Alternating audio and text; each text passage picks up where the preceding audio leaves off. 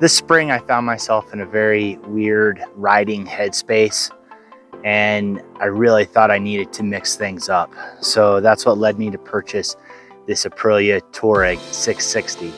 And there are a number of other reasons. So stick around if you want to see all the reasons why I purchased this bike.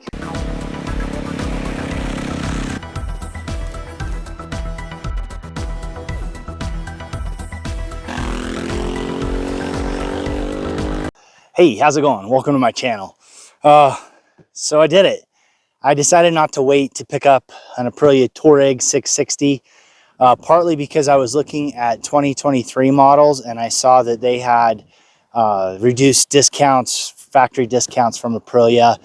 If I had bought this a week earlier, I would have been able to get a $1,600 discount off of list price, but I was a bit late, so I only got $1,000 off list price. But in my opinion, that's pretty good. So the list price with the discount for this was about $600 over what the Tenere 700 is right now. And this bike, in my opinion, early on is a far superior bike. Now, I know some of you are going to be talking about reliability between the two bikes. Well, I'm going to find that out firsthand, what the reliability on this bike is. Now, I had to go for a long drive. I drove 360 miles up to Colorado Springs to pick this bike up and drove back. So it was a 12 hours round trip. And then you add in time I was at the dealership, it was a 16-hour day. So a pretty long day, but I think it was totally worth it.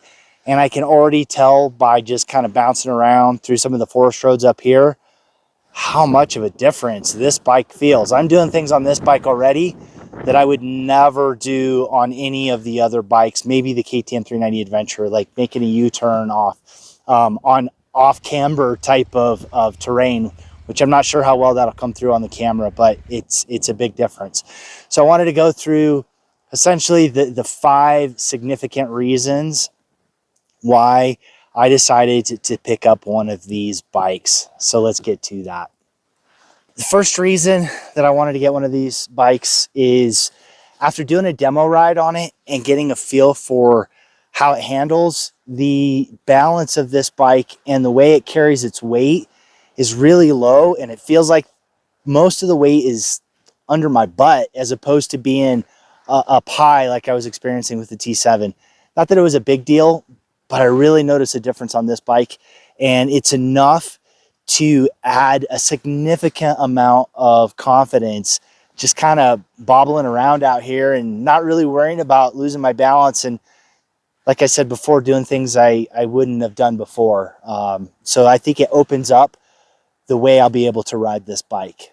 And the other quick note is this is the first adventure bike I've ever ridden where I can stand on the pegs, and when I squeeze my legs, it actually goes in the seats. All of the other adventure bikes I ride, there's plastic here, so my knees go into the plastic. And it's a small thing, but I think it improves the quality of the ride. Another factor that was really significant for me was Tubless wheels and tire setup. I've had too many issues with tubes over the past couple of years, and just to be able to plug it, worst case scenario, the way that this cross-laced wheel is, if I get into a really bad situation, I can pull the valve stem and still put a tube in. So I'm not really going to find myself in trouble. So I'll still carry tubes the same as I am on a tube bike, but the chances of having to replace a tube on the trail is greatly reduced. Not to say that it can't happen, but overall, I have a lot more confidence in the tubeless setup. And that became something that was really in the back of my mind riding my other bikes with tubes, because a number of times I've had to change them on the trail. Another significant thing about this bike that made me want to pick it up was it has cruise control. And I know for some of you out there, that's not a big deal for you, but my riding style has significantly changed in the last few months. I get 1 week a month to ride, and I am trying to go as far as I can in the shortest period of time. So I've got to get someplace and back, and especially in the winter. It had me getting down to Arizona and back. So that was 1,900 miles in 6 days. And then I went to Big Bend and back. That was 1,400 miles in 5 days. Significant distances, and having cruise control can make it just that much more comfortable, so you're not tense on the bike. And it makes a difference. And for me, it improves the quality of the ride. This one is probably going to be a little bit harder to explain, but the way this bike feels riding it, the sitting position, the windscreen position, feeling like I'm sitting on top of it a little bit more, the bar width, the angle of the bars, where the mirrors are, foot position compared to seat position, where my knees are, the knee bend, all of these little things makes this bike very comfortable to ride. And after riding other bikes over the past couple of years and getting on this, it's almost like this bike felt like it was made for me. So that really weighed on my mind after doing the test ride on this, just how comfortable this bike is. And man, yeah, I really, really enjoy that part of it. One of the reasons why I wanted to buy this bike is the stock suspension. It is really good right off the factory floor. It's my understanding it already has progressive springs in the fork, and it already has a progressive spring on the shock.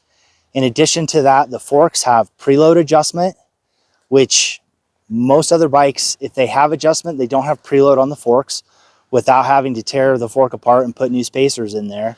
So that's great. I was able to set up the sag on this bike 10 minutes in the garage last night. And so far, it's firm, but gives a nice ride, especially it feels like it is staying in contact with the ground, not going fast, but it's absorbing the bumps and allowing me to have good control, and it's not pushing all the way through the suspension travel with just some of the little putting around I'm doing out here on some dirt roads, just kind of getting familiar with the bike. For me, a good suspension is worth the value of the bike there, and not having to spend thousands of dollars to try to get the suspension tuned the way that I would have wanted it to feel. So far right now on my initial ride out, huge improvement.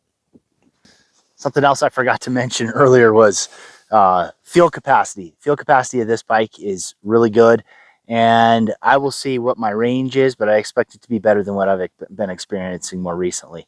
So that was also a contributing factor, so I don't start looking for a fuel station right after 100 miles. The final reason that I made the decision not to wait to get this bike, and I enjoyed it so much, was the way I felt riding this bike. This bike, I don't know how to explain it. I was talking about it a little bit earlier. There is just something about the way the bike fits me, the way the bike feels, the engine, the suspension, the ergonomics, everything put together. It just really feels good. And I really don't know how to explain it. And there's been some things going on in the background that I don't talk about on the channel that I'll probably do a video for later.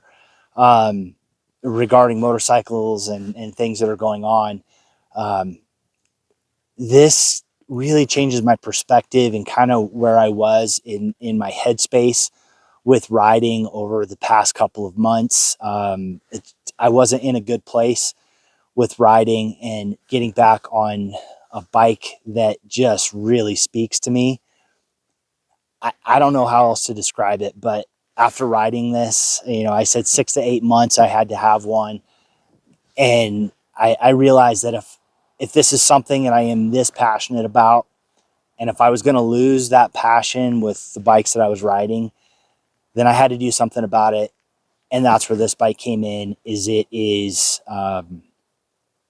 reigniting that spark I have for riding motorcycles, but not just riding them, but enjoying it at a very high level. Not getting out to do it just to do it, but to get out because of how I feel during and afterwards.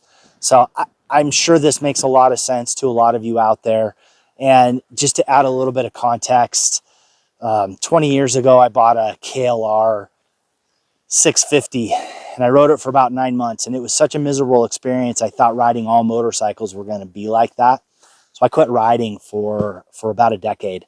And I realized it wasn't riding motorcycles. It was the motorcycle. And when I started feeling like that again, I knew I needed to make a change, and that's why I'm here. 1 year ago, I stood here and I described the Tenere 700 as meh. And the reason that I bought it was for the reliability and to buy a Japanese bike. But I found over the last year that meh just doesn't do it for me. And so I have changed what my primary ride is to this bike, and I've given all the reasons why I have done that. If you ride one of these bikes, let me know what your reasons were for purchasing this bike over others. And let me know what your experience has been with this bike, with its reliability, with the way it feels riding. I'd really like to know that as well. And I really needed to change things with being in a very bad headspace where I felt like I was losing my passion for riding. I just wasn't really enjoying it like I had, and some of that has to do with some life changes as well. But yeah, this bike is bringing back some of that life that I was looking for. So hopefully you made it to the end. Thanks for watching. Really like to hear from you down in the comments. If you haven't done it yet, do that thing down below. Get out, do some riding, ride safe, and I will see you out there. Pretty bike.